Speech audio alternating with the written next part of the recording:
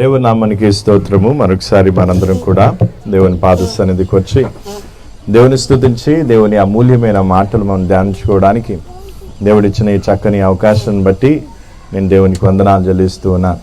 ముఖ్యంగా ఈ యొక్క సాయంత్రం వేళ మరి కొద్ది సమయం అంటే కొంచెం ముందే మనం కూర్చున్నాం. ఎందుకు అంటే కొద్దిగా వాక్యం ఎక్కువగా నేర్చుకోవడానికి, మరి ఇంకొన్ని విషయాలు మనము ఎక్కువగా ప్రభు సన్నిధిలో నేర్చుకోవడానికి ఈ సమయాన్ని మనం రావటం జరిగింది. మరి అనుకున్న టైంకి కొంచెం ఆలస్యమైంది, దాన్ని బట్టి క్షమించగలరు.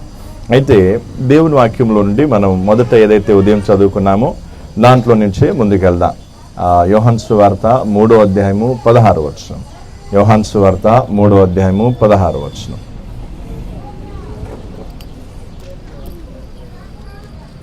దేవుడు లోకమును ఎంతో ప్రేమించెను, కాగా ఆయన తన అద్వితీయ కుమారునిగా పుట్టిన వాని యందు విశ్వాసముంచు ప్రతి వాడును నశింపక నిత్య జీవము పొందునట్లు ఆయనను అనుగ్రహించెను. దేవుడు లోకమును ఎంతో ప్రేమించి ఏం చేశారంట, తన అద్వితీయ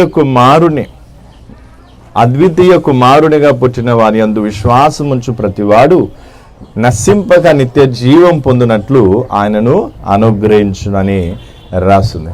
అయితే ఇక్కడ మనం అర్థం చేసుకోవాల్సింది ఏంటంటే, అద్వితీయ కుమారుడు, ఇక్కడ ఏమనుంట అద్వితీయ కుమారుడు 3 ఉంది దాని పక్కన, కింద చదివితే లేక జనితైక కుమారునిగా అంతా ఇక్కడ ఏముందంట చూడండి. 3 చూడండి, మైకులుగా జనితైక కుమారుడుగా అంటే ఏకైక కుమారుడు, ఓన్లీ వన్, అంటే ఏకైక కుమారునిగా పుట్టిన వానియందు. పుట్టిన అనే పదాన్ని కూడా నేను చెప్తాను.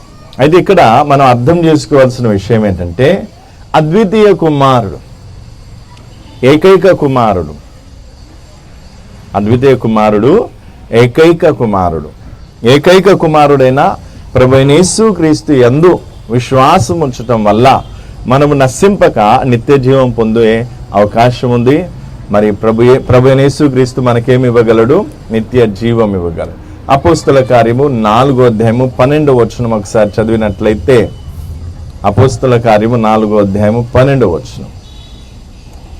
మరి ఎవని వలనను రక్షణ కలగదు, ఈ నామముననే మనము రక్షణ పొందవలెను గాని ఆకాశము క్రింద మనుషులలో ఇవ్వబడిన మరి ఏ నామమున రక్షణ పొందలేము, లేదా నిత్య జీవం పొందలేము. ఆకాశము క్రింద మనుషుల మధ్యలో ఇవ్వబడిన మరి ఏ నామమును బట్టి మనం ఏం చేయలేమంట? రక్షణ పొందలేం, లేదా నిత్య జీవం పొందలేం. కాబట్టి ఇక్కడ మరొకసారి అదే వచనం, అపోస్తల కార్యం 4వ అధ్యాయం 12వ వచనం. మరి ఎవని వలనను రక్షణ కలుగదు, ఈ నామముననే లేదా ఈ అద్వితీయ కుమారుని నామములోనే ఏమవుతుంది? మనము రక్షణ పొందవలెను గాని ఆకాశము క్రింద మనుషులలో ఇయ్యబడిన మరి ఏ నామమున రక్షణ పొందలేము అనేను. మరి ఏ నామమున రక్షణ పొందలేము, మరి ఏ నామమున నిత్య జీవము పొందలేము. కాబట్టి ఈ విషయాన్ని మంచిగా అర్థం చేసుకోవాలి. అక్కడ యోహాను సువార్త 3:16 ఏమని రాస్తుంది? అద్వితీయ కుమారుని యందు విశ్వాసముంచు ప్రతివాడు నశింపక నిత్య జీవం పొందును అని వాక్యంలో స్పష్టంగా తేటగా రాయబడింది. అయితే ఇక్కడ నేను ఒక విషయాన్ని మీకు ఈరోజు క్లియర్గా చెప్పాలనుకుంటున్నాను. కాబట్టి ఇక్కడ ఏముందంట, ప్రభువైన యేసుక్రీస్తు అద్వితీయ కుమారుడు, తండ్రికి అద్వితీయ కుమారుడు, ఏకైక కుమారుడు. ఆయన నామమును బట్టి లేదా ఆయన యందు విశ్వాసం ఉంచటం వల్ల నువ్వు నిత్య జీవం పొందగలవు. ఆయన నామమును బట్టి నువ్వు రక్షణ పొందగలవు. ఆయన పరిశుద్ధ రక్తం చేత నీకు ఏమవుతుంది? పాప క్షమాపణ దొరుకుతుంది. అయితే ఈ విషయాన్ని చక్కగా మనం అర్థం చేసుకోవాలి. అయితే ఇది ఎందుకు నేను నొక్కి చెప్తూ ఉన్నానంటే, ఈ యేసు ప్రభునైతే అద్వితీయ కుమారునిగా చెప్పబడుతున్న యేసు ప్రభు గురించి అయితే బైబిల్లో రాసిందో, అదే బైబిల్లో మరొక యేసు గురించి రాస్తుంది. ఆ మరొక యేసు ఏం చేస్తున్నాడు, లేదా ఆ మరొక యేసు చేసే పనేంటో ఒకసారి మనం చూద్దాం. 2 కొరింథీయులు 11వ అధ్యాయం 4వ వచనం. 2 కొరింథీయులు 11వ అధ్యాయం 4వ వచనం. ఏలయనగా వచ్చిన వాడెవడైనను మేము ప్రకటింపని మరి యొక్క యేసును మేము ప్రకటింపని మరి యొక్క యేసును అంటే అర్థం ఏంటి? ఇక్కడ మరొక యేసున్నా, అద్వితీయ యేసు, అద్వితీయ కుమారుడైన ప్రభువైన యేసు క్రీస్తే కాక మరొక యేసు ఉన్నాడు. బైబిల్ స్పష్టంగా రాస్తుంది ఏమంతా?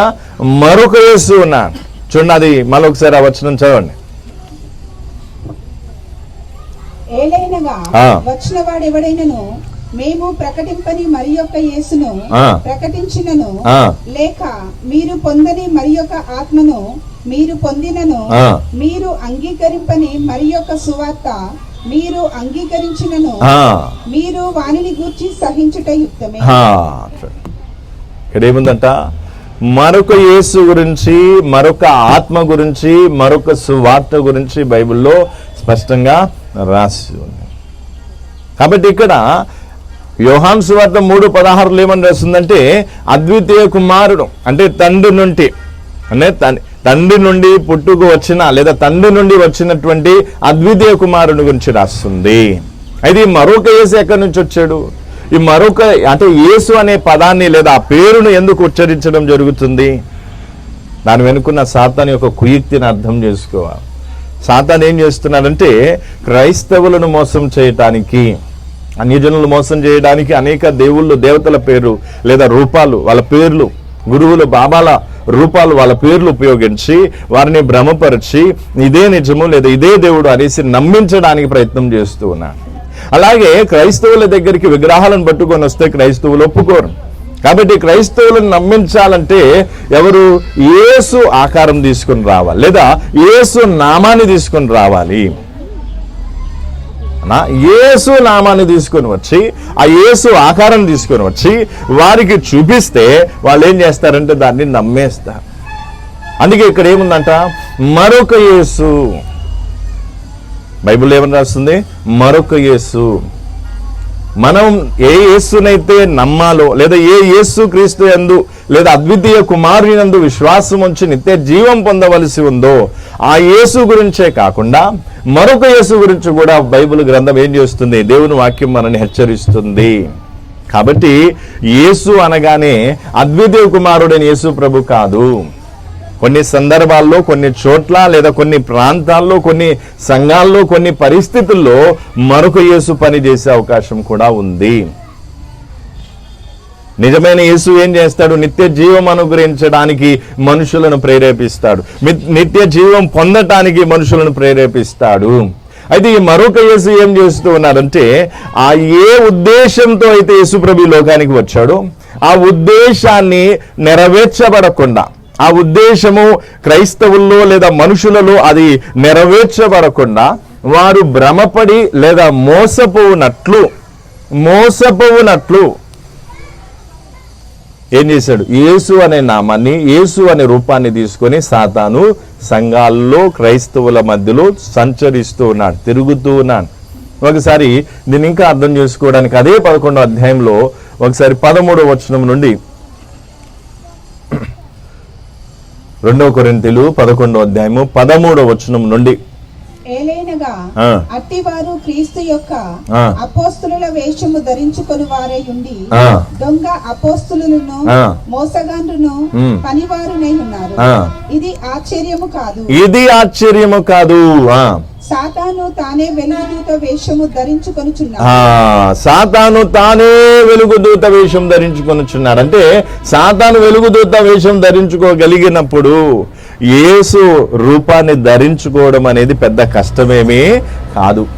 అందుకే మరొకసారి 14వ వచనం చక్కగా పదే ఎందుకు చదివిపిస్తున్న వచనం యొక్క తీవ్రతను మీరు అర్థం చేసుకోవాలా?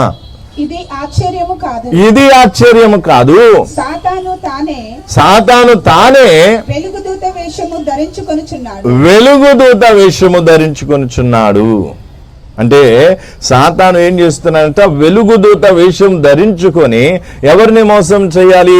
వెలుగులో ఉన్న వారిని మోసం చేయాలి. చీకట్లో ఉన్న వారిని మోసం చేయడానికి ఆల్రెడీ చీకటి లేదా అంధకారం కాబట్టి కొత్తగా రూపం ధరించుకోవాల్సిన అవసరం లేదు. వారిని మోసం చేయడానికి చీకట్లో ఉన్న వారిని చీకట్లో ఉండి మోసం చేస్తూ ఉన్నాను. అయితే వెలుగులో ఉన్న వారిని ఉన్నవారిని మోసం చేయాలంటే ఏం కావాలి? వెలుగుదూత వేషం వేసుకొని రావాలి. వెలుగుదూత వేషం వేసుకొని రావాలి. అయితే క్రైస్తవులు అతిగా అంటే నమ్ముతున్న లేదా విశ్వసిస్తున్నటువంటి యేసు యొక్క రూపాన్ని తీసుకొని కూడా ఈ రోజుల్లో సాతాను వస్తూ ఉన్నాడు. వెలుగుదూత వేషము ధరించుకొని వచ్చినట్టుగా యేసు రూపాన్ని, యేసు నామాన్ని ఉచ్చరిస్తూ సాతాను వచ్చి ఏ ఉద్దేశమైతే అంటే ఒక వ్యక్తిలో నెరవేర్చబడాలో ఆ ఉద్దేశం నెరవేర్చబడకుండా ఆటంకపరుస్తూ ఉన్నాడు, అభ్యంతరపరుస్తూ ఉన్నాడు. అందుకే ఈరోజు చాలా మందితో ఏమైపోయింది ఈ వెలుగుదూత వేషము ధరించుకునేటువంటి సాతాను లేదా యేసు రూపాన్ని, యేసు నామాన్ని తీసుకొచ్చేటువంటి సాతాను మాటలకు అనేక మంది మోసపోతూ ఉన్నారు. అనేక మంది భ్రమపడుతూ ఉన్నారు. ఇదే నిజం అనుకుంటున్నారు, ఇదే సత్యం అనుకుంటూ ఉన్నారు. అందుకే దయచేసి ఈరోజు నువ్వు అర్థం చేసుకోవాల్సింది ఏంటి? మరొక యేసు యందు నువ్వు విశ్వాసం ఉంచుతున్నావా, లేదా మరొక యేసు చెప్పిన మాటలు నమ్మి మోసపోతున్నావా? మరొక యేసు చూపిన రూపానికి లేదా స్వరానికి నువ్వు ఆకర్షితమవుతున్నావా? ఈ రోజు నువ్వు గమనించాల్సింది, గ్రహించాల్సిన విషయం అది. కాబట్టి మరొక యేసు ఉన్నాడు, నిజమైన యేసు ఉన్నాడు. మనకెవరు కావాలి? అద్వితీయ కుమారుడైన ప్రభువైన యేసుక్రీస్తు. అందుకే వాక్యం తేటగా ఉంది చూడండి. అద్వితీయ కుమారుడు అని లేదు. కుమారుడు అంటే సరే ఒక కుమారుడు ఉన్నారు, రెండో కుమారుడు ఉన్నారు, మూడో కుమారుడు ఉన్నారు అని మనం అనుకోవడానికి అవకాశం ఉంది. కానీ ఇక్కడ ఏముంది? ఏకైక కుమారుడు, ఒకడే కుమారుడు. ఆ ఒక్క కుమారుని మన కోసం పంపించాడు. ఎందుకు? మనం ఏం కావాలంట? నిత్య జీవం పొందటానికి. కాబట్టి ఈ రోజు నువ్వు విశ్వసించేది మరొక యేసునా, అద్వితీయ కుమారున్నా? మరొక యేసును విశ్వసిస్తే, మరొక యేసు చెప్పిన మాటలు, మరొక ఆత్మ చెప్పిన మాటలు, మరొక సువార్తలు ప్రకటింపబడిన మాటలను నమ్మితే నీకు నిత్య జీవం రాదు. నీకు పరలోక రాజ్యంలో ప్రవేశించే భాగ్యం దొరకదు. అసలు ప్రార్థనకి ఎందుకు వస్తాము? ఈరోజు చాలా మంది దాని వెనుక ఉద్దేశాన్ని గ్రహించలేకపోతారు. ప్రార్థనకి ఎందుకు వస్తున్నాం? దేవుడిని ఎందుకు నమ్ముకుంటున్నాం? ప్రార్థన ఎందుకు చేస్తూ ఉన్నాం? ఏదో తాత్కాలికంగా 60-70 సంవత్సరాల్లో దేవుని తోడు పొందుకొని తర్వాత చనిపోయిన తర్వాత ఎటు వెళ్ళిపోయినా పర్వాలేదని కాదు. దీనికంటే శ్రేష్టమైన జీవితం ఒకటి ఉందనే సత్యం తెలిసిన తర్వాత నాకు అటువంటి జీవితం కావాలనే కోరికతో మనం ఎవరి దగ్గరికి? దేవుని వద్దకు వచ్చి దేవుని మార్గంలో నడిచి, ప్రభు ఇక్కడ బ్రతికినంత కాలం నీతోనూ, చనిపోయిన తర్వాత కూడా నీతోనే అనే ఉద్దేశంతో ప్రార్థనకు వచ్చి ప్రార్థన చేసి వాక్యాలు విని దేవుని మార్గంలో నడవటానికి ప్రయత్నాలు చేస్తూ ఉంటాం, లేదా ప్రయాసపడుతూ ఉంటాం. కాబట్టి ప్రేమైన గవర్నమెంట్ ఈరోజు అర్థం చేసుకోవాల్సింది ఏంటి? నువ్వు ఏ యేసుని నమ్ముతున్నా? తండ్రి పంపిన అద్వితీయ కుమారుని నమ్ముతున్నావా? వెలుగు దూత వేషం వేసుకునే సాతాను పంపిన యేసుని నమ్ముతున్నావా? ఎవరి మాట ఆకర్షితంగా ఉంటుంది? ఎవరి మాట నిన్ను భ్రమపరిచి మోసపరుస్తుంది? ఇది చక్కగా అర్థం చేసుకో. అందుకే 1 యోహాను 4వ అధ్యాయంలో కూడా ఎంత చక్కని మాట రాసింది చూడండి. 1 యోహాను 4వ అధ్యాయము 4వ అధ్యాయం 1వ వచనం చదవండి. ప్రియులారా, అనేకులైన అబద్ధ ప్రవక్తలు లోకంలోనికి బయలు వెళ్ళి ఉన్నారు గనుక ప్రతి ఆత్మను నమ్మక.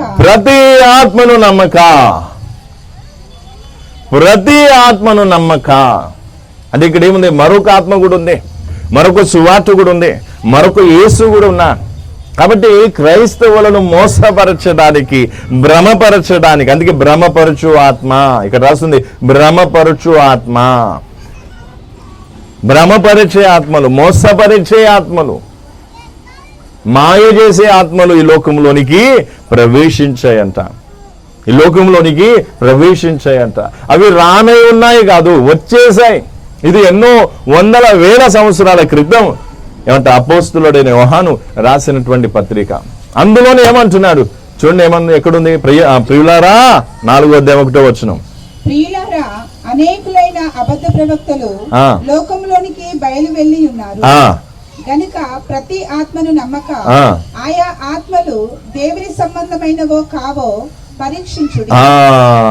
అంటే ప్రతి ఆత్మ అంటే అనేకమైన అబద్ధ బోధకులు, వారితో పాటు అబద్ధపు ఆత్మలు, మోసపరచు ఆత్మలు, భ్రమపరిచే ఆత్మలు లోకంలోనికి ఆల్రెడీ ఏమైపోయాయి, బయలు వెళ్ళి ఉన్నాయి, వచ్చేసాయి.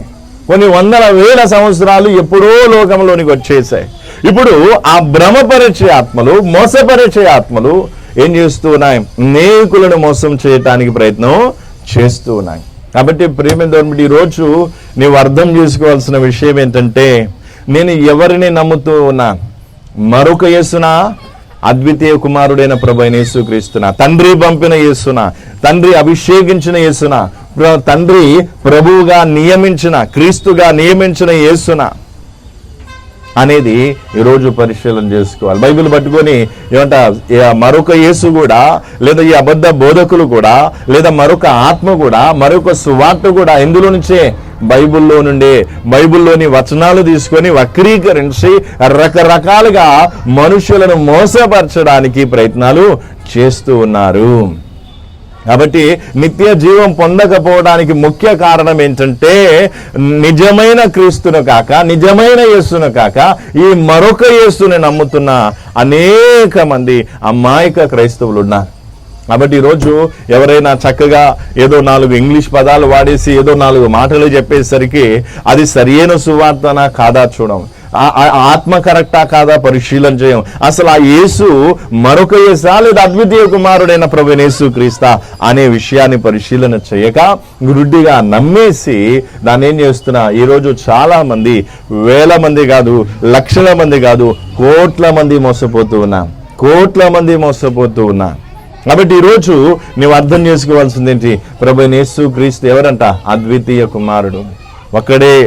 ఆయన నామమును బట్టి నీకు రక్షణ, ఆయన నామమును బట్టి, ఆయన యందు విశ్వాసం ఉంచితే నీకు నిత్య జీవము, ఆయన పరిశుద్ధ రక్తమును బట్టి నీకు పాప క్షమాపణ. కాబట్టి నీవు నమ్ముతున్నది ఎవరిని? నువ్వు చాలా మంది ఏమనుకుంటారు, అబ్బే మేము విగ్రహారాధన చేయడం మానేసామండి, ఇతర దేవుళ్ళు దేవతలను పూజించడం మానేసామండి, లేదా ఈ రాళ్ళు రప్పలను పూజించడం మానేసామండి, చెట్టును పొట్టును పూజించడం మానేసామండి అనేసి వాళ్ళు సంతృష్టి పడతారు. కానీ వాటిని నువ్వు మానేసావేమో, కానీ ఇందులోకి వచ్చిన తర్వాత కూడా, ఇందులో కూడా కిటుకులు ఉన్నాయి. నువ్వు క్రైస్తవ్యంలోకి వచ్చిన తర్వాత అందులో కూడా ఏముందంట, నిన్ను భ్రమపరచడానికి, నిన్ను మోసపరచడానికి మరొక యేసు తిరుగుతూ ఉన్నాడు, మరొక ఆత్మ సంచరిస్తుంది, మరొక సువార్త కూడా చెప్పబడుతుంది. అందుకే అన్ని సువార్తలు ఏం కావు, నిజమైన సువార్తలు కావు. అన్ని సువార్తలు నిజమైన సువార్తలు కావు. అందరు బోధకులు నిజమైన బోధకులు కారు. అన్ని ఆత్మలు నిజమైన ఆత్మలు కావు. అబద్ధపు ఆత్మలున్నాయి, అబద్ధపు బోధలున్నాయి, అబద్ధపు సువార్తలున్నాయి. మోసపరచు మరొక యేసు ఉన్నాడు. అందుకే ఈరోజు చాలా మంది ఆ విషయాన్ని గ్రహించలేకపోతారు, ఆ విషయాన్ని అర్థం చేసుకోలేకపోతారు. అందుకే ప్రేమిందని ఈరోజు చక్కగా మనం గ్రహించవలసిన విషయం, అర్థం చేసుకోవాల్సిన విషయం ఏంటంటే, అద్వితీయ కుమారుడైన ప్రభువైన యేసుక్రీస్తు, అద్వితీయ కుమారుడైన ప్రభువైన యేసుక్రీస్తు, ఆయనే కాకుండా ఇంకెవరు కూడా ఉన్నారంట, మరొక యేసు. అందుకే ఇలాంటి మాటలు నమ్మటం అంత సులువైన విషయం కాదు. అందరూ వీటిని యాక్సెప్ట్ చేయలేకపోవచ్చు, అంత మాత్రాన నిజం అబద్ధం కాకపోదు. నేను నమ్మటం లేదు కాబట్టి, నేను నమ్మను కాబట్టి ఇది అబద్ధం అని అంటే కాదు. నిజం ఎప్పటికైనా నిజమే, అబద్ధం ఎప్పటికైనా అబద్ధమే. కాబట్టి వాస్తవాన్ని మీ ఎదుట పెట్టాలి కాబట్టి నేను పెడుతూ ఉన్నాను. ఒకసారి 1 కొరింథీలు 4:1 చదవండి.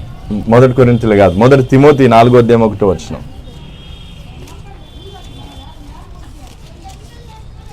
అయితే కడవరి దినములలో కొందరు అబద్ధికుల వేషధారణ వలన మోసపరచు ఆత్మల యందును దయ్యముల బోధ యందును లక్ష్యముంచి అంటే అర్థం ఏంటి? లక్ష్యముంచి దాని మీద శ్రద్ధ వహిస్తా. ప్రవచన రూపకంగా అపోస్తులుడైన పౌలు ముందే 1000 సంవత్సరాల క్రితం లిఖిత పూర్వకంగా ఇచ్చాడు. ఇదిగో కడవరి దినములో ఏమి జరుగుతుందో వినుడి, కడవరి దినములో ఏమి జరుగుతుందో వినుడి.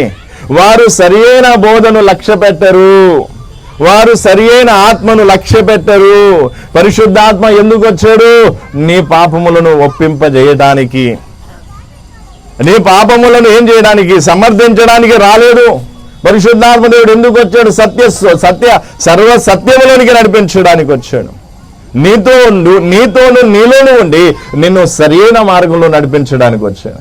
కానీ ఈరోజు చాలా మంది ఏమనుకుంటా, పరిశుద్ధాత్మ దేవుడు కేవలం అన్య భాషలు మాట్లాడటానికే అనుకుంటా, లేదా పరిశుద్ధాత్మ దేవుడు కేవలం కొన్ని విషయాలకు, కొన్ని కార్యాలకు పరిమితం చేసేస్తా. ఆయనకి ఎంత స్వాతంత్రం ఇవ్వాలో అంత స్వాతంత్రం జీవితంలో ఇవ్వరు. అందుకే ఇక్కడ ఏముందంట, కడవరి కాలములో దేని యందు లక్ష్యం ఉంచుతారు? మోసపరుచు ఆత్మల యందు లక్ష్యం ఉంచుతారు. కడవరి కాలమందు దేని యందు లక్ష్యం ఉంచుతారు? అబద్ధికుల బోధ యందు. అందుకే మరొకసారి చూడండి, 4వ అధ్యాయం 1 తిమోతి 4వ అధ్యాయం 1 నుంచి. అయితే కడవరి దినములలో కొందరు అబద్ధికుల వేషధారణ వలన మోసపరచు ఆత్మలయందును దయ్యముల బోధయందు లక్ష్యముంచి ఏమంట? దేని మీద లక్ష్యం ఉంచుతున్నా? దయ్యముల బోధ. అనే బోధలు దేవుని బోధలు కావు. అన్ని బోధలు దేవుని బోధలు కావు. అందరూ బోధకులు దేవుని బోధకులు కారు. ఈ సత్యం ఎప్పుడైతే తెలుస్తున్నప్పుడు అన్ని గుడ్డిగా నమ్మేయటం మాని సత్యాన్ని అంటే అన్వేషించడం, లేదా ఏది నిజం ఏది నిజం కాదు అని పరీక్షించడం ఆరంభిస్తా. క్రైస్తవులు అంటే మనోనేతనాలు తెరవబడిన వారు అన్నట్టు. అంటే వారు ఏం చేస్తారు? గుడ్డిగా దేన్ని నమ్మరు అన్నట్టు. అయితే ఈరోజు చాలా మంది ఏం చేస్తారు? గుడ్డిగా నమ్మేస్తారు. ఎవరు ఏది చెప్పినా నమ్మేస్తారు. ఎవరు ఏ పుస్తకంలో ఏం రాసేసినా నమ్మేస్తారు. పరిశీలన చెయ్యరు, పరిశోధించరు, పరీక్షించరు. ఇది వాక్యానుసారంగా ఉందా లేదా అని చూడరు, వెంటనే నమ్మేస్తారు. అందుకే స్పష్టంగా కడవరి కాలంలో ఏం జరుగుతుందో అపోస్తలుడైన పౌలు రాశాడు. ఏమని రాశాడు? కడవరి కాలంలో ఏం జరుగుతుందంట? దయ్యముల బోధ యందు లక్ష్యముంచేవారు అనేకులు వస్తారు. మోసపరుచు ఆత్మల యందు లక్ష్యముంచేవారు అనేకులు వస్తారు. వారికి పరిశుద్ధాత్మ మీద వాళ్ళకి శ్రద్ధ ఉండదు. పరిశుద్ధ గ్రంథంలో రాయబడిన పరిశుద్ధమైన ముత్యాలంటి అంటే విలువైన మాటల మీద శ్రద్ధ ఉండదు. వారు పట్టుకున్న బోధలోనే ఏం చేస్తారు? అదే వాస్తవం అంటూ, లేదా దాన్నే ఏం చేసుకుంటూ కొనసాగించుకుంటూ పోతా. అందుకే ప్రేమేందోర్మిటి ఈరోజు అర్థం చేసుకోవాల్సిన విషయం ఏంటంటే, ఈరోజు నువ్వు ఏం చేస్తున్నావు? ఎవరిని నమ్ముతున్నా? సరే, అన్య దేవుల్ని నమ్మటం లేదు, సంతోషం, చాలా సంతోషం. నీకు ఎంతో కొంత వాస్తవం తెలిసి ఉండొచ్చు. సరే, ఆ వాస్తవం, ఆ నిజం తెలిసిపోయేసరికి అయిపోలేదు. ఇంకా నువ్వు తెలుసుకోవాల్సిన నిజం ఒకటి ఉంది. నువ్వు క్రైస్తవంలో నీకు రాగానే అయిపోలేదు. క్రైస్తవంలో అన్నీ కూడా ఏం కాదు, తెల్లగా ఏమంటా, ఈ నలుపు ఏమీ లేదు, అంతా తెల్లగానే ఉంది అంటానికి లేదు. నలుపు లేదా చీకటి ఉన్న సాతాను వెలుగుదూత వేషము ధరించుకొని క్రైస్తవుల మధ్యలో సంచరిస్తూ ఉన్నాడు. కాబట్టి ఇక్కడ కూడా ఏముంది? ఒక వ్యత్యాసం ఉంది.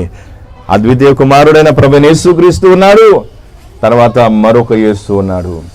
అది సాతాను చేత పంపబడిన మరొక యేసు. అపోస్తులుడైన పౌలు, ఎంతో గొప్ప సేవ చేసిన అపోస్తులుడైన పౌలు చెప్పిన మాట అది. నేను చెప్పిన మాట కాదు, ఇంకెవరో చెప్పిన మాట కాదు అది. అందుకే ఈరోజు అర్థం చేసుకోవాల్సిన విషయం ఏంటంటే, నీవు ఎలాంటి విశ్వాసం కలిగి ఉన్నా, ఎవరి మీద విశ్వాసం ఉంచుతూ ఉన్నా. ఇందులో ఇది విన్నప్పుడు మీరు ఎలా స్పందిస్తున్నా నాకు తెలియదు, కానీ ఇది కూడా మీరు పరిశీలించాల్సిన అవసరం ఉంది. అన్య దేవతలను పూజించటం లేదు, లేదా సరే అన్యులలాగా మనం చేయటం లేదు, సంతోషమే. కానీ ఇక్కడ కూడా ఏమున్నాయి? 2. అద్వితీయ కుమారుడైన ప్రభువైన యేసుక్రీస్తు, తర్వాత మరొక యేసుని నీవు ఏదైతే అన్య జనాంగము నుంచి నువ్వు ఇందులోకి వచ్చిన తర్వాత కూడా ఇక్కడకు వచ్చి ఇక్కడ నువ్వు మరొక యేసుని నమ్మినట్లయితే, మరొక యేసు యొక్క మోసములో లేదా ఆ భ్రమపరచు ఆత్మలో నువ్వు చిక్కుకుపోయినట్లయితే, ఇక్కడ కూడా నీకు నిత్య జీవం దొరకదు. ఇక్కడ కూడా నీవు పరలోకానికి వెళ్ళే భాగ్యం నీకు దొరకదు. అందుకే ఈరోజు నువ్వు అర్థం చేసుకోవాల్సింది ఏంటి? నువ్వెవరిని నమ్ముతున్నా? అద్వితీయ కుమారుడైన ప్రభువైన యేసుక్రీస్తునా, లేదా సాతాను పంపిన మరొక యేసునా? మరొక యేసునా? అందుకే అద్వితీయ కుమారుడైన ప్రభువైన యేసుక్రీస్తు ఏం చేశాడు? తన జీవితంలో ఒక మాదిరినిచ్చి చూపించాడు. తండ్రి వాక్యానికి, తండ్రి మాటలకు ప్రాధాన్యతనిచ్చాడు. తండ్రి చిత్తానికి ప్రాధాన్యతనిచ్చాడు. తండ్రి వాక్యానికి, తండ్రి చిత్తానికి ప్రాధాన్యతనిచ్చాడు. అందుకే ప్రవచన రూపకంగా ఆయన గురించి రాయబడిన చూడండి, హెబ్రీయులకు రాసిన పత్రికలో కూడా ఉంది. కీర్తన 47వ వచనం, 40వ కీర్తన 7వ వచనం. అప్పుడు పుస్తకపు చుట్టలో నన్ను గూర్చి వ్రాయబడిన ప్రకారము నేను వచ్చి ఉన్నాను. నా దేవా, నీ చిత్తము నెరవేర్చుట నాకు సంతోషము. నీ చిత్తము నెరవేర్చుట నాకు సంతోషము. నీ ధర్మశాస్త్రము నా అంతర్యంలో ఉన్నది.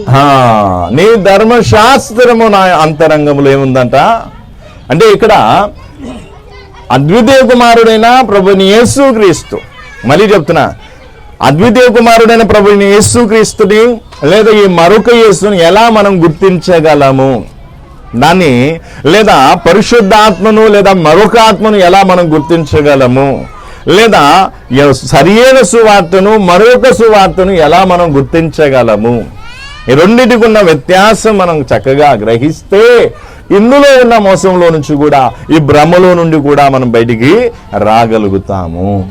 అందుకే నేను అంటాను, చాలా మంది 100-89% మంది ఏం చేస్తారు? సరే, నేను విగ్రహారాధన చేయటం లేదు కదా, నేను బాగానే ఉన్నాను, యేసు ప్రభువుని నమ్ముకున్నాను. సరే, నమ్ముకున్నావు, కానీ ఏ యేసుని నమ్ముకున్నా?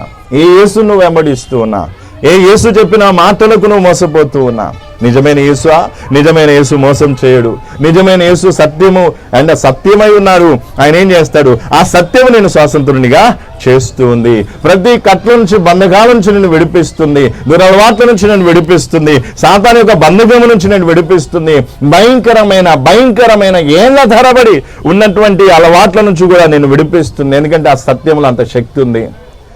అదే మరొక యేసు అయితే ఆ మరొక యేసు నేను విడిపించాలనుకోడు కూడా. ఎందుకంటే నువ్వు అదే బానిసత్వంలో ఉండి,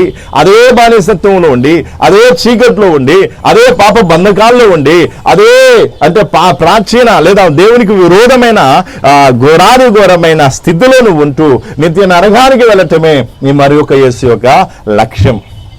అందుకే మరొక యేసు ఏం చేస్తాడు? నీ జీవితంలో కార్యము ఆత్మీయంగా కార్యం చేయడు. శారీరకంగా చేయొచ్చు. శారీరకంగా నీకు 4 రాళ్ళు ఇవ్వచ్చు, 4 డబ్బులు ఇవ్వచ్చు, 4 పైసలు ఇవ్వచ్చు, లేదా శారీరకంగా నీకు స్వస్థత ఇవ్వచ్చు. శారీరకంగా ఏదో కొంచెం మేలు చేసినట్టుగా చేసి, ఏదో 4 ఆశీర్వాదాల పేరు మీద ఏదో 4 మేలు చేసి నిన్ను భ్రమపరచడానికి, నిన్ను అంటే ఆ మరొక యేసును నమ్మే విధంగా నిన్ను ప్రోత్సహించడానికి ప్రయత్నం చేస్తాను. అందుకే ఇక్కడ అర్థం చేసుకోవాల్సింది ఏంటంటే, నిజమైన యేసు, మరొక యేసు. మళ్ళీ చెప్తున్నాను, ఇందులో ఎవరు ఎలా అర్థం చేసుకున్నా చేసుకోకపోయినా వాస్తవం ఎదుట పెట్టాలి కాబట్టి చెప్తున్నా. కాబట్టి ఈరోజు అర్థం చేసుకోవాల్సింది అంటే, మరొక యేసు ఉన్నాడు, నిజమైన యేసు ఉన్నాడు. అయితే నిజమైన యేసు దేనికి ప్రాధాన్యతనిచ్చాడు? దేవుని ధర్మశాస్త్రానికి. అందుకే ధర్మశాస్త్రం కొట్టివేయటకు నేను రాలేదు, కానీ దాన్ని నెరవేర్చుడగే నేను వచ్చింది అని చెప్తూ ఉన్నా. తండ్రి చిత్తము నెరవేర్చుట నాకు ఆహారమై ఉన్నదని ఏం చేస్తున్నా? నిజమైన యేసు చెప్తూ ఉన్నా. కానీ మరొక యేసు ఈ ధర్మశాస్త్రాన్ని పట్టించుకోవడానికి లేదా దేవుని చిత్తాన్ని నెరవేర్చడానికి నేను ప్రోత్సహించడు. ఏదో నమ్ముకుంటే సరిపోతుంది. నువ్వు నమ్ము వానికి సమస్తం సాధ్యం కాబట్టి నువ్వు నమ్ము, నువ్వు అడుగు, నీకేం కావాలో అడుగు, నీకు ఇచ్చేస్తాను. లోకపరమైన వాటి మీద శ్రద్ధ నిలిపే రీతిగా, లోకపరమైన వాటిని అడిగే రీతిగా, లోకపరమైన వాటి కోసం పరుగులు తీసే రీతిగా నిన్నేం చేస్తా? ప్రోత్సహిస్తా. అందుకే దయచేసి ఈరోజు నువ్వు అర్థం చేసుకోవాల్సింది ఏంటంటే, మరొక యేసు వేరు, నిజమైన యేసు వేరు. ఎవరి మీద విశ్వాసం ఉంచుతున్నా? నిజమైన యేసును నమ్మినట్లయితే ఆ నిజమైన యేసు వేసిన అడుగులేంటి? తండ్రి ఆజ్ఞను గైకొంటూ ఉన్నా, తండ్రి చిత్తమును నెరవేరుస్తూ ఉన్నా. అందుకేమన్నారు? నేను పరలోకం నుండి భూలోకానికి వచ్చింది నా ఇష్టము నెరవేర్చుకోవడానికి కాదు, నా కోరిక నెరవేర్చుకోవడానికి కాదు, తండ్రి కోరిక నెరవేర్చడానికి వచ్చానన్నాడు. అలాగే నిజమైన యేసును వెంబడిస్తే, నిజమైన యేసు యందు విశ్వాసం ఉంచితే, నిజమైన యేసు అద్వితీయ కుమారుడైన ప్రభువైన యేసుక్రీస్తు వేసిన అడుగును వేస్తే నువ్వు కూడా దేవుని వాక్యానికి, దేవుని చిత్తానికి ప్రాధాన్యతనిస్తావే కానీ నీ ఇచ్చలకు, కోరికలకు ప్రాధాన్యతనివ్వవు. అదే మరొక యేసు అయితే దేవుని చిత్తం పక్కన పెట్టు, దేవుని వాక్యాన్ని పక్కన పెట్టి నీవు నీ కోరికలు నెరవేర్చుకోవడానికి నిన్ను ప్రోత్సహిస్తాడు. అది కూడా దేవుని నామమును, అది కూడా ప్రార్థన పూర్వకంగా నీకు నచ్చినట్టుగా జీవించడానికి నిన్ను ప్రోత్సహిస్తాడు. ఇది ఎంతో గొప్ప వ్యత్యాసం. ఈ వ్యత్యాసాన్ని చాలా మంది గ్రహించలేని కారణాన్ని బట్టి మోసపోతూ ఉన్నారు. అందుకే ఒకసారి యోహాను సువార్తలో ఒకసారి మనం చూసినట్లయితే యేసు ప్రభు ఏం చెప్తున్నాడు చూడండి. 58 6వ అధ్యాయం, యోహాను సువార్త 6వ అధ్యాయం 58వ వచనం. యోహాను సువార్త 6వ అధ్యాయం 58వ వచనం. ఇదే పరలోకము నుండి దిగివచ్చిన ఆహారము. పితరులు మన్నాను తినియు చనిపోయినట్టు కాదు. ఈ ఆహారము తినువాడు 38 6వ అధ్యాయం 38వ వచనం. నా ఇష్టమును నెరవేర్చుకొనుటకు నేను రాలేదు. నా ఇష్టమును నెరవేర్చుకున్నటకు నేను రాలేదు. నన్ను పంపిన వారి చిత్తము నెరవేర్చుటకే పరలోకం నుండి దిగివచ్చి తిని. హల్లెలూయా, హల్లెలూయా. చూడండి, అద్వితీయ కుమారుడైన ప్రభువైన యేసుక్రీస్తు, అద్వితీయ కుమారుడైన ప్రభువైన యేసుక్రీస్తు ఈ లోకానికి ఎందుకు వచ్చాడంట? తన ఇష్టాన్ని నెరవేర్చుకోవడానికి కాదు,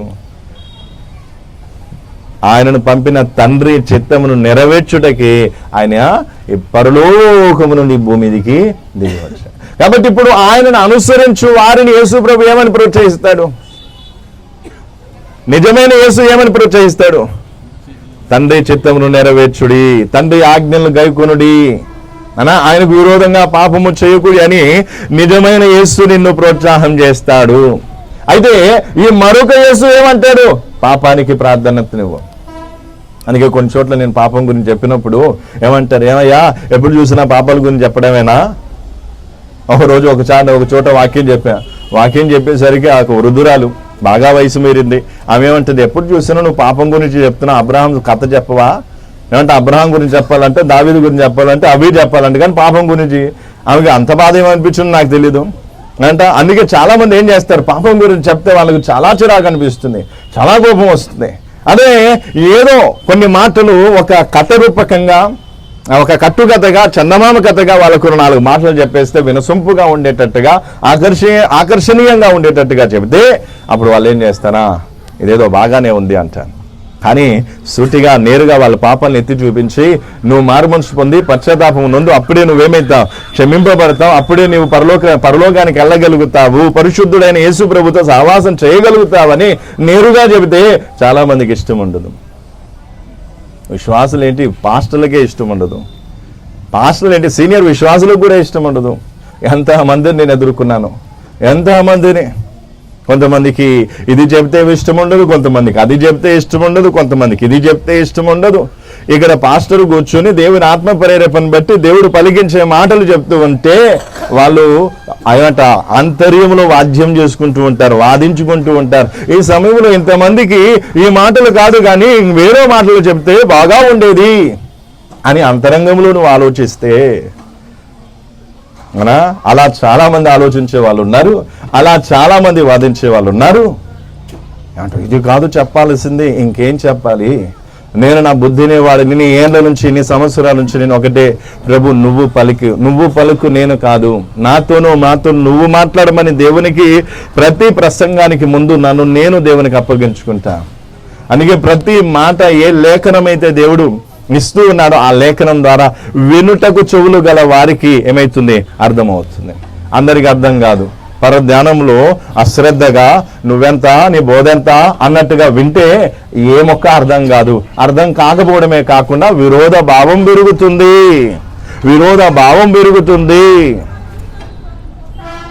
అందుకే దయచేసి ఈరోజు అర్థం చేసుకోవాల్సింది. యేసుప్రభు ఏమంటున్నాడు చూడండి ఒకసారి 6:38 వచనం. 6వ అధ్యాయం యోహాను సువార్త 6:38 వచనం. నా ఇష్టమును నెరవేర్చుకొనుటకు నేను రాలేదు. అంటే యేసు ప్రభు తన ఇష్టాన్ని నెరవేర్చుకోగలడు, కానీ నెరవేర్చుకోవడానికి ఏం రాలేదు. నెరవేర్చుకోవడానికి రాలేదు. ఎందుకు వచ్చాడు మరి యేసు ప్రభు? నన్ను పంపిన వాని చిత్తము నెరవేర్చుటకే, నన్ను పంపిన వాని చిత్తము నెరవేర్చుటకే పరలోకము నుండి దిగి వచ్చింది. పరలోకము నుండి కిందికి దిగి వచ్చా. ఎవరి చిత్తం నెరవేర్చడానికి? నిజమైన యేసు, నిజమైన యేసు, నిజమైన యేసు తండ్రి చిత్తానికి ప్రాధాన్యతనిస్తాడు, తన ఇష్టానికి ప్రాధాన్యత ఇవ్వడు. అలాగే నిజమైన యేసుక్రీస్తుని వెంబడిస్తున్న విశ్వాసులు కూడా, నిజమైన యేసుక్రీస్తు యొక్క అడుగులు వేస్తున్న విశ్వాసులు కూడా తండ్రి చిత్తానికి ప్రాధాన్యతనిస్తారే గాని తమ ఇష్టలకు కోరికలకు ప్రాధాన్యత ఇవ్వరు. కాబట్టి ఎవరైనా తమ ఇచ్చలకు కోరికలకు, తమ వాంఛలకు, తమ యొక్క ఇష్టాలకు ప్రాధాన్యతనిస్తూ ఉన్నారంటే అక్కడే తేట తెల్లం అవుతుంది వీరు నమ్ముకున్నది ఎవరిని, వీరు వెంబడించేది ఎవరిని. మరొక యేసు ఏం చేస్తాడు? నీకు రూపాన్ని ఇస్తాడు, నీకు నామాన్ని ఇస్తాడు ప్రార్థన చేయడానికి. అందుకే ఏమంట యేసు నామములు అడిగితే ప్రతిదీ నెరవేర్చబడుతుంది లేదా ప్రతిదీ తీర్చబడుతుందని వాళ్ళు ఏం చేస్తారంటే అడగటంలో ప్రాధాన్యత, అడగటంలో ఏం చేస్తారు? ఎక్కువ ఆసక్తి చూపిస్తూ ఉంటారు. అందుకే ఈరోజు మనం అర్థం చేసుకోవాల్సిన విషయం ఏంటంటే, నువ్వెవరిని వెంబడిస్తున్నా? ప్రభువైన యేసుక్రీస్తును వెంబడించే వ్యక్తివైతే తండ్రి చిత్తానికి నీ ఇష్టానికి ప్రాధాన్యతనివ్వం, నీ కోరికలకు ప్రాధాన్యతనివ్వు, నీ వాంఛలకు ప్రాధాన్యతనివ్వు. ప్రభు ఏది ఏమైనా సరే నీ చిత్తమే. గెత్సెమనే తోటలో యేసు ప్రభు చేసిన ఒక చక్కని ప్రార్థన సిచ్యువేషన్ లేదా ఒక పరిస్థితి మనం అర్థం చేసుకుంటే, ప్యాషన్ ఆఫ్ ది క్రైస్ట్ లో వాళ్ళు ఏం చేశారు? గెత్సెమనే తోట నుంచి యేసు ప్రభు సిలువ వేయబడి సిలువ మీద చనిపోయి తిరిగి లేచే ఆ ఒక పరిస్థితిని ఎంతో చక్కగా చూపించారు.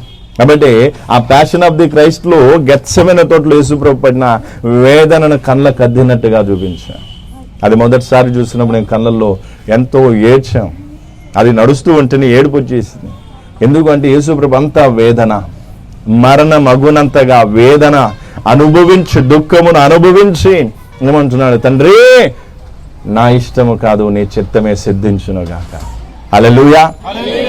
నా ఇష్టము కాదు నీ చిత్తమే సిద్ధించునుగాక, నా ఇష్టము కాదు నీ చిత్తమే సిద్ధించునుగాక.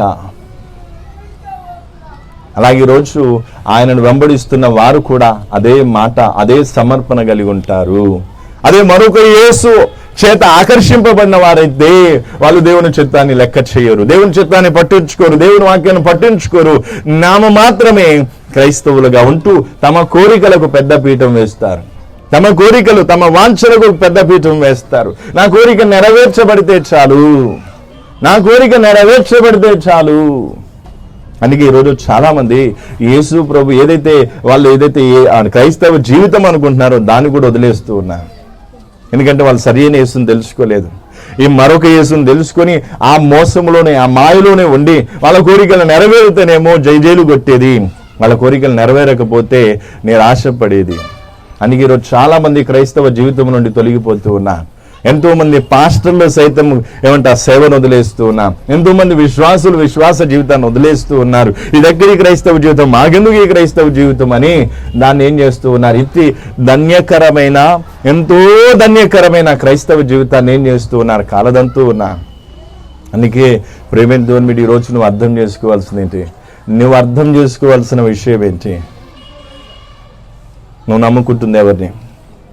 మరొక యేసునా, నిజమైన యేసునా? నిజమైన యేసుని నమ్ముకుంటే నువ్వు దేనికి ప్రాధాన్యతనిస్తా? దేవుని చిత్తానికి. నీ ప్రార్థనలో కూడా దేవుని చిత్తం ఏమిడి ఉంటుంది, నీ ప్రార్థనలో కూడా దేవుని చిత్తం ఏమిడి ఉంటుంది. అసలు ప్రార్థన అంటే ఏంటో తెలుసా? ప్రార్థన అంటే మన నిస్సహాయ స్థితిని దేవుని ముందు పెట్టి ఆయన సహాయం తీసుకోవడం, మన బలహీన పరిస్థితి దేవుని ముందు పెట్టి ఆయన బలం పొందటం. కానీ ఈరోజు డిమాండ్స్ ఎక్కువైపోయాయి. ప్రార్థన పేరు మీద డిమాండ్ చేస్తూ నాకు ఇది కావలసిందే, నాకు ఇది ఇవ్వాల్సిందే అంటూ దేవుని ముందు ప్రార్థన మీనింగే మార్చేశారు. అందుకే ప్రేమ దేవుని ఈరోజు మనం అర్థం చేసుకోవాల్సిన విషయం ఏంటంటే, దేవుడు ప్రభువైన యేసుక్రీస్తు ఏం చేస్తూ ఉన్నారు? దేవుని చిత్తానికి ప్రాధాన్యతనిస్తూ ఉన్నారు.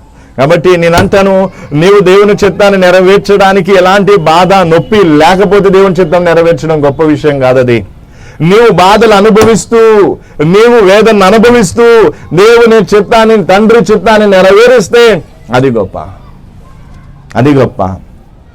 యేసు ప్రభు శిలువ మీద 3 మేకుల మీద మరణించడం దేవుని చిత్తము, మానవాళి కోసం ప్రాణం పెట్టడం, రక్తం చిందించడం, ప్రాణం అర్పించడం దేవుని చిత్తం. కాబట్టి ఆయన ఏం చేశాడు? ఎంత వేదన అనుభవించడం. 39 కొరడా దెబ్బలు, ఎంత భారీ దెబ్బలు తిన్నా. ముఖం మీద ఉమ్మి వేయబడింది, పిడిగుద్దులు ముఖం మీద ఉమ్మి వేసి పిడిగుద్దులు గుద్దారు, అవమానం చేశారు, హేళన చేశారు, దిగంబరునిగా చేశారు, రకరకాలుగా హింసించి, బాధించి, వేధించి చంపివేశారు, లేదా చంపడానికి ప్రయత్నం చేశారు. కాబట్టి యేసు, అందుకే వాక్యంలో కూడా ఏముంది? నేను నా ప్రాణం పెట్టుచున్నాను. దాని గురించి కూడా తర్వాత చూద్దాం. అందుకే ఇక్కడ చక్కగా అర్థం చేసుకోవాల్సిన విషయం ఏంటంటే, నీకు నీకు అనుకూలంగా ఉంటే, నీకు వీలవుతే, నీకు నచ్చితే దేవుని చిత్తం నెరవేరుస్తాను అంటే నువ్వు సరైన త్రోవలో లేవు. నిజంగా నువ్వు యేసు ప్రభుని వెంబడిస్తే, నిజంగా అద్వితీయ కుమారుడైన ప్రభుని యేసు క్రీస్తుని వెంబడిస్తే నువ్వేం చేస్తావు? ప్రభా నా ఇష్టము కాదు నీ చిత్తమే, ప్రభా నా ఇష్టము కాదు నీ చిత్తమే, ప్రభా నా ఇష్టము కాదు నీ చిత్తమే, ఇదిగో నా కోరిక కాదు, ఇదిగో నీ వాక్యము, నీ ఆజ్ఞ అతిక్రమం కాకుండా నీ ఆజ్ఞను శిరసావహించే జీవితం నాకు కావాలంట. అట్టి జీవితం కోసం ప్రాకులాడతా, అట్టి జీవితం కోసం పరుగులు తీస్తా. అందుకే దయచేసి ఈ రోజు నువ్వు అర్థం చేసుకోవాల్సిన విషయం, యేసుప్రభు, నిజంగా యేసుప్రభుని నమ్ముకుంటే నీ జీవితంలో ఉన్న లక్ష్యం ఏంటి? నీ జీవితంలో ఉన్న గురి ఏంటి? ఇది నాకు కాదని నువ్వు అనుకుంటున్నావేమో. పరధ్యానంలో ఏంటి నీకు అలాగే ఉంటుంది. కొద్దిసేపు శ్రద్ధగా విని ఇది ఎవరికో నీకే తెలుస్తుంది.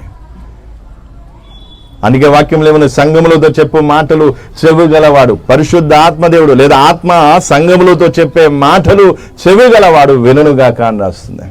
నిజంగా ఈరోజు సాయంత్రం నీకు చెవులుంటే ఈ మాటలు నువ్వు వింటావు, దీన్ని అర్థం చేసుకుంటావు. ఏమో ఇది నీది నాకు కాదు, ఇది ఎవరి కోసమో అన్నట్టుగా నువ్వు ఉంటే నువ్వు ఇక్కడికి వచ్చి కూడా ప్రయోజనం ఉండదు, ఇక్కడికి వచ్చి కూడా ప్రయోజనం లేదు. అందుకే ఈరోజు నువ్వు అర్థం చేసుకోవాల్సింది ఏంటి? నువ్వు ఏ యేసు ప్రభుని, ఏ యేసుని వెంబడిస్తున్నా? తండ్రి పంపిన అద్వితీయ కుమారున్నా, లేదా సాతాను వెలుగుదూత వేషము ధరించుకునే సాతాను పంపిన మరొక యేసునా? మరొక యేసును వెంబడిస్తే, మరొక యేసును నమ్మితే వారు దేవుని చిత్తానికి ప్రార్థనతనివ్వరు, దేవుని వాక్యానికి ప్రార్థనతనివ్వరు, ఈ వాక్యాన్ని నెరవేర్చడానికి వారు ప్రయాస పడరు.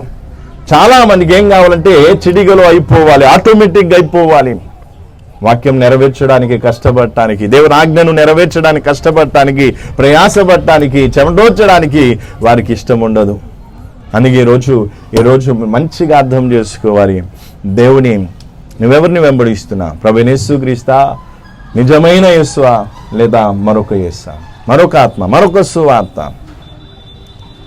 అందుకే ఈరోజు నువ్వు పరిశీలన చేసుకోవాలి, నీ జీవితంను పరిశీలన చేసుకోవాలి. ఒకసారి నువ్వు పరిశీలన చేసుకో. అందుకే మధ్యాహ్నం కూడా నేను చెప్పాను, నేను బాగానే ఉన్నాను. సామెతల్లో రాయబడినట్టుగా నీ దృష్టికి నీవు నీతిగాను, యథార్థంగాను, నిర్దోషంగా నువ్వు కనిపించవచ్చు. కాబట్టి నీ దృష్టికి నిన్ను నీవు చూసుకోవడం కాదు, నీ కనులతో నువ్వు చూసుకోవడం కాదు, వాక్యమైన అర్థములో నువ్వు చూసుకుంటే, వాక్యమైన అర్థంలో చూసి నిన్ను నువ్వు పరిశీలన చేసుకుంటే నీలో ఉన్న లోపం ఏంటో, నీలో ఉన్న పాపం ఏంటో, నీలో ఉన్న కొదువేంటో దేవుడు బయలుపరుస్తాడు. అందుకే ఈరోజు నువ్వు అర్థం చేసుకోవాల్సిన విషయం, ఏది ఏమైనా సరే దేవుని చిత్తాన్ని నెరవేరుస్తానని. అందుకే ఒకసారి మత్తయి సువార్త 7:21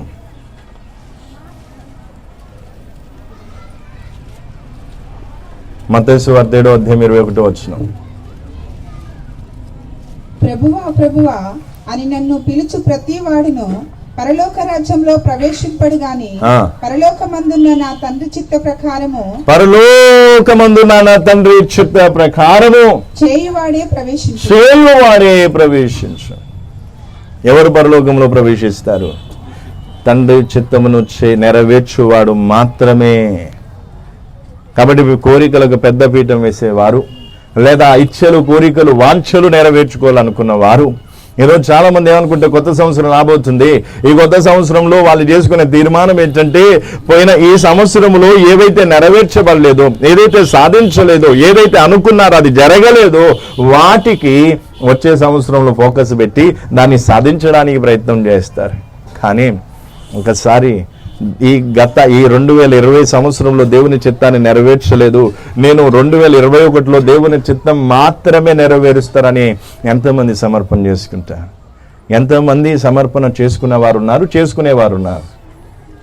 ఎప్పుడు చూసినా ఏం చేస్తా, నేను ఇది అనుకున్నాను అది జరగలేదు, ఇది అనుకున్నాను అది జరగలేదు, కాబట్టి ఈ సంవత్సరంలో జరగకపోతే వచ్చే సంవత్సరంలో దాన్ని ఏం చేస్తాను, నెరవేర్చుకుంటాను.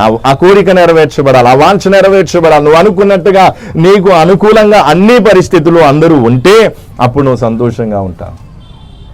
కానీ 40వ కీర్తనలో యేసుప్రభు ఏమంటున్నాడు, దావీదు రాసిన ఆ కీర్తనే కావచ్చు, కానీ ప్రవచన రూపకంగా యేసుప్రభు గురించి చెప్పినప్పుడు ఏమని రాసింది? నీ చిత్తము నెరవేర్చుట నాకు సంతోషం, నీ చిత్తము నెరవేర్చడంలో దేవుని చిత్తాన్ని నెరవేర్చడంలో వచ్చే సంతోషం, ఆనందం ఇచ్చలు కోరికలు నెరవేర్చుకోవడంలో రాదు. ఆ కోరికలు తాత్కాలికమే, దానివల్ల వచ్చే ప్రయోజనం ఏమీ ఉండదు. అందుకే యేసు ప్రభు ఏం చేయలేదు, పాపమే చేయలేదు. ఎందుకు? ఆయనకు తెలుసు ఎందులో ఎక్కువ సంతోషం ఉందో, ఏది గొప్ప సంతోషము. అందుకే అట్టి సంతోషకరమైన, ఆనందకరమైన, ధన్యకరమైన, మాదిరికరమైన జీవితాన్ని జీవించి మనకు అడుగుజాడలు ఇచ్చిపోయాడు. కాబట్టి 2020లో నువ్వు ఎవరి అడుగుజాడలో నడిచావు? ఈ సంవత్సరం అంతా ఎవరి అడుగుజాడల్లో నడిచావు? నువ్వు నమ్ముకున్నది ఎవరిని? మరొక యేసునా, నిజమైన యేసునా, అద్వితీయ కుమారుడైన ప్రభువైన యేసుక్రీస్తునా? ఈరోజు పరిశీలన చేసుకో. మళ్ళీ చెప్తున్నాను, విగ్రహారాధన మానేసి ఉంటావు, సంతోషం. లేదా ఇతర అన్య జనాంగం నుండి నువ్వేమి క్రైస్తవ్యంలోకి వచ్చి ఉంటావు, లేదా క్రైస్తవునిగా చలామణి అవుతున్నావేమో, సంతోషమే. కానీ ఇందులో కూడా ఏముంది? ప్రమాదం ఉంది. ఇందులో కూడా ఎవరున్నారు? నిజమైన యేసున్నాడు, మరొక యేసున్నాడు. వెలుగు దూత వేషం వేసుకొని ఏమంట మాయలు, మోసాలు చేసి భ్రమపరిచే మరొక యేసు ఉన్నాడు. అందుకే ప్రభు యేసుక్రీస్తు నామముల విషయంలో మిమ్మల్ని హెచ్చరిస్తూ ఉన్నా. కాబట్టి ఉదయం చెప్పినట్టు ఈరోజు మళ్ళీ చెప్తూ ఉన్నాను, మాటలను తేలికగా తీసుకోవద్దు. ఒకవేళ ఈ మాటలను తేలికగా తీసుకుంటే తీర్పు దినాన లెక్క చెప్పాల్సి వస్తుంది. ఇదిగో నా దాసుని పంపించి, ఇదిగో సత్యం నీకు వినిపించారు, కానీ నువ్వు దాన్ని పట్టించుకోలేదు. ఇప్పుడు కాకపోతే ఇంకెప్పుడు పట్టించుకుంటా? ఇప్పుడు కాకపోతే ఇంకెప్పుడు ఈ మాటల మీద శ్రద్ధ వహిస్తావు? ఏముందులే, ఎన్నో విన్నాము, ఎంతో మంది చెప్పారు అనుకుంటూ పోవద్దు. మార్గం తప్పిపోయిన బిలామును సరైన త్రోవలో తీసుకుని రావటానికి దేవుడు గాడిదను వాడుకున్నాడు, గాడిదతో మాట్లాడించాడు. అలాగే నువ్వు మార్గం తప్పిపోతున్నావేమో, మార్గం తప్పిపోయిన నీకు సరైన త్రోవ చూపించడానికి నాలాంటి వాడిని దేవుడు వాడుకోవడం ఆశ్చర్యమేమి కాదు. అందుకే ఈరోజు నువ్వు అర్థం చేసుకోవాల్సింది, నువ్వు నమ్ముకుంటుంది ఎవరిని? యేసునా, మరొక యేసునా? నిజమైన యేసునా, మరొక యేసునా? నిజంగా నువ్వు నిజమైన యేసును వెంబడించే వ్యక్తివైతే దేనికి ప్రాధాన్యతనిస్తా? దేవుని చిత్తానికి, దేవుని ఆజ్ఞకు. ధర్మశాస్త్రములో, బైబిల్ గ్రంథంలో రాయబడిన ప్రతి మాట నెరవేర్చడమే నీ గురి, నీ లక్ష్యమై ఉంటుంది. దేవుని చిత్తం నెరవేర్చడమే నీ గురి, నీ లక్ష్యమై ఉంటుంది. అది తప్ప ఇంకా వేరే ఇంకేదైనా ఉందంటే ప్రేమిందువని బిడ్డ, మరొక యేసు చేత నువ్వు ఆకర్షింపబడి, మరొక యేసు చేత నువ్వు మోసపరచబడుతున్నావు. అందుకే వాంఛలు, కోరికలు, ఇది అందుకే చూడండి ఒకసారి గలతీలకు రాసిన పత్రికలో కూడా ఏమని రాస్తుంది. బ్రేక్ తర్వాత కూడా మనం ఏం చేద్దాం, కొన్ని విషయాలు నేర్చుకుందాం. ఇది లాస్ట్ మీటింగ్ కాదు, దీని తర్వాత ఇంకో సెషన్ ఉంటుంది. గలతీలకు రాసిన పత్రికలో 5వ అధ్యాయము, గలతీలకు రాసిన పత్రిక 5వ అధ్యాయం 23-24 వచ్చిన ఇటివాటికి విరోధమైన నియమమేదియూ లేదు. క్రీస్తు యేసు సంబంధులు శరీరమును దాని ఇచ్చలతోనూ దురాశలతోనూ సిల్వ వేసి ఉన్నారు. హల్లెలూయా. క్రీస్తు యేసు సంబంధులు శరీరమును, దాని ఇచ్చలు, దాని దురాశలను ఏం చేశారంట? సిలువ వేసి ఉన్నారు. అంటే క్రీస్తు యేసు సంబంధులు, నిజమైన యేసు క్రీస్తు సంబంధులు తమ ఇచ్చలు, కోరికలను ఏం చేస్తారు? తృణీకరిస్తారు, త్యజిస్తారు. వాటిని సిలువ వేసి వాటిని వద్దనుకుంటారు. కానీ కోరికలకు పెద్ద పీఠము వెయ్యరు. అందుకే ఈరోజు నువ్వు దేని ప్రకారంగా జీవిస్తూ ఉన్నా, ఏ విధంగా జీవిస్తూ ఉన్నా, ఒకసారి కళ్ళు మూసుకొని ప్రార్థన చేసుకుందాం. దేవుని సన్నిధిలో కొద్దిసేపు మన జీవితాన్ని పరిశీలన చేసుకుందాం. చాలా వచనాలు ఉన్నాయి. నాకు తెలుసు మీలో చాలామంది వాక్య జ్ఞానం కలిగిన వారు కావచ్చు, వాక్య జ్ఞానం మీకుంది, దేవుని వాక్యాన్ని ఎరిగిన వారు కావచ్చు. కానీ ఈరోజు సాయంత్రం వేళ ఒకసారి నీ జీవితాన్ని పరిశీలించు. నిజంగా నువ్వు యేసుక్రీస్తు సంబంధివైతే, నిజంగా నిజమైన యేసుని నమ్ముకున్న వ్యక్తివైతే, నిత్య జీవం పొందిన వ్యక్తివైతే, రక్షింపబడిన వ్యక్తివైతే, నువ్వు ఇచ్చలకు కోరికలకు ఎలా ప్రాధాన్యతనిస్తా? దేవుని చిత్తానికి ప్రాధాన్యతనివ్వకుండా, దేవుని ఆజ్ఞలకు ప్రాధాన్యతనివ్వకుండా, నా కోరిక నెరవేరితే చాలు అని ఎలా అనుకుంటా, ఎలా అనుకోగలవు? ఈరోజు రాత్రి, ఈరోజు సాయంత్రం వేళ ఒకసారి పరిశీలన చేసుకో, ఒకసారి పరిశీలన చేసుకో. హల్లెలూయా, హల్లెలూయా, హల్లెలూయా. నీలో ఉన్న కోరిక ఎవరికి చెప్పకపోవచ్చు, ఎవరికి చెప్పుకోలేకపోవచ్చు, కానీ కోరిక అయితే ఉంది కదా, ఇచ్చైతే ఉంది కదా, ఇష్టమైతే ఉంది కదా. వాటిని సిలువ వేస్తావా ఈరోజు సాయంత్రం? ప్రభు, నీవు దేవుని చిత్తము చొప్పున, తండ్రి చిత్తము చొప్పున నడిచినట్టుగా నేను నీ చిత్తము, నేను తండ్రి చిత్తము నెరవేరుస్తాను, నేను ఆజ్ఞలను గైకుంటాను, శిరసా వహిస్తాను. ఈరోజు సాయంత్రం సమర్పణ చేసుకుంటావా? హల్లెలూయా, స్తోత్రం, స్తోత్రం, స్తోత్రం. హల్లెలూయా. మరొక యేసు ఎంతో మందిని మోసపరుస్తున్న కాలం ఇది, భ్రమపరుచు ఆత్మలు సంచరిస్తున్న కాలం ఇది. మరొక సువార్త, మరొక యేసు, మరొక ఆత్మలు సంచరిస్తున్న కాలం ఇది. ఇందులో ఏ అబద్ధము లేదు, ఏ మోసం లేదు. ఇది వాస్తవం, నిజము, నిజము. కాబట్టి సత్యాన్ని గ్రహించు. నువ్వెందులో ఉన్నా ఒక్కసారి చూడు. నిజంగా నువ్వు క్రీస్తు యేసు సంబంధివైతే, క్రీస్తు యేసు సంబంధివైతే దేవుని చిత్తం నెరవేర్చడానికి ఇంకెంత కాలం కావాలి? 2020లో ఎన్ని సందర్భాల్లో నువ్వు ఫెయిల్ అయిపోయావు దేవుని చిత్తాన్ని నెరవేర్చడంలో? దేవుని ఆజ్ఞలు గైకొనటంలో ఎన్నిసార్లు ఫెయిల్ అయిపోయా? దేవుని మార్గం నుండి తొలగిపోవడం పరిష్కారం కాదు, సమర్పణ చేసుకుని ఆ మార్గంలో నడవటం పరిష్కారం. యేసు ప్రభు చూపిన మార్గంలో నడవటం పరిష్కారం. హల్లెలూయా, హల్లెలూయా, హల్లెలూయా, హల్లెలూయా. స్తోత్రం నాయనా, హల్లెలూయా, స్తోత్రం. నీ చిత్తము చేయుటకు నన్ను నీకు సమర్పించేదా, నీ చిత్తము చేయుటకు నన్ను నీకు సమర్పించేదా, నా పరుగును తుదముట్టించి నీ సన్నిధిలో నడిచేదా, నా పరుగును తుదముట్టించి నీ సన్నిధిలో నడిచేదా, పాడేదాం నాదు ప్రియుని జీవకాలమెల్లా అరణ్యయాత్రలో కృతజ్ఞతతో నిదాను, కృతజ్ఞతతో నన్ను నీ చిత్తము సమర్పణ పూర్వకంగా పాడదాం. నన్ను నీకు సమర్పించేదా, నీ చిత్తము చేయుటకు నన్ను నీకు సమర్పించేదా, నా పరుగును తుదముట్టించి నీ సన్నిధిలో నడిచేదా, నా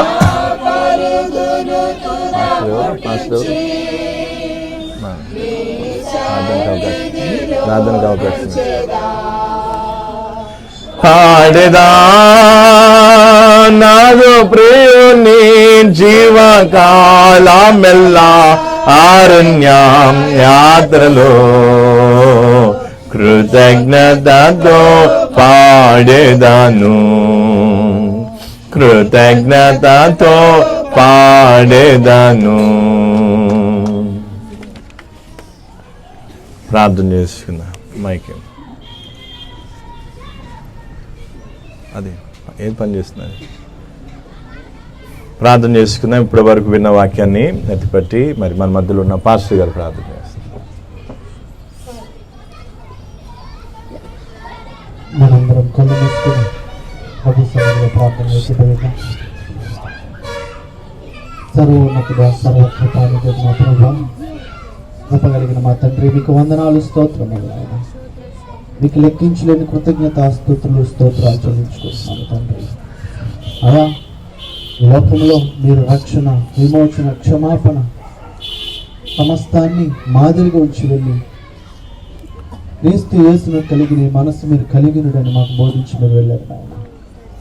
ఆ లోక సంబంధమైన అధిపతి అయిన ఆయన సాతానుడు వారి యొక్క ఉచ్చులు ఊరులు వారి యొక్క విత్తనాలు చల్లి వాడు గర్జించే సింహం వల్ల ఎవరిని మృంగుదామని తిరుగుచూ వెలుచున్నాడు ప్రభువా.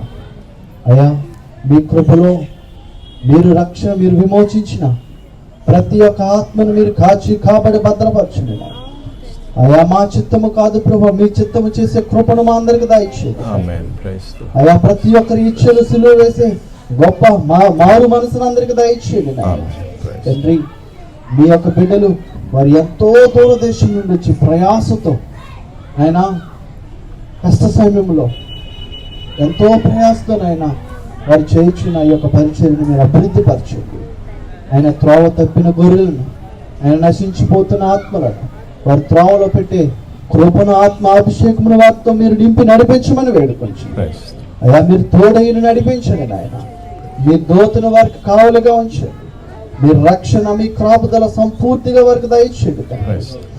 మా శక్తిని బట్టి కాదు నాయన, మీ ఆత్మ ద్వారా సమస్తము మీకు మహిమకరంగా మీరే జరిగించమని వేడుకొంచున్నాను ప్రభా. అలా కోత ఎంతో విస్తారముగా ఉన్నది నాయన. ఆ విస్తారమైన పంటలో ప్రభా మరి నాయన మీ యొక్క ఆత్మలను ప్రభా ఉజ్జీవింపచేసి అనేక నశించిపోతున్న ఆత్మలను వెలిగించడానికి నాయన ప్రభా వారి పని పూనుకొని చుండగా మీ కృప, మీ యొక్క కృపలో వారిని బలపరచమని వేడుకొంచున్నాను తండ్రి. మీకు వందనాలు, స్తోత్రాలు నాయన. ఆయన మీరు సహాయం చేయించున్నారు, మీకు స్తుతులు స్తోత్రాలు చెల్లిస్తున్నాం నాయన. మీరు తండ్రి చిత్తాన్ని నెరవేర్చడానికి వచ్చారు. అటు రీతిగానే మేమందరము నాయన తండ్రి అయిన చిత్తాన్ని మేము నెరవేర్చే కృపను దయచేయమని ఇటు అవకాశం ఇచ్చిన మా అందరికీ మీకే మహిమ, ఘనత, ప్రభావం అర్పించుకుంటూ మా ప్రభువును రక్షకుడైన యేసుక్రీస్తు పరిశుద్ధ నామములో ప్రార్థించి పొందుకునే నామ తండ్రి. ఆమేన్. ఆమేన్.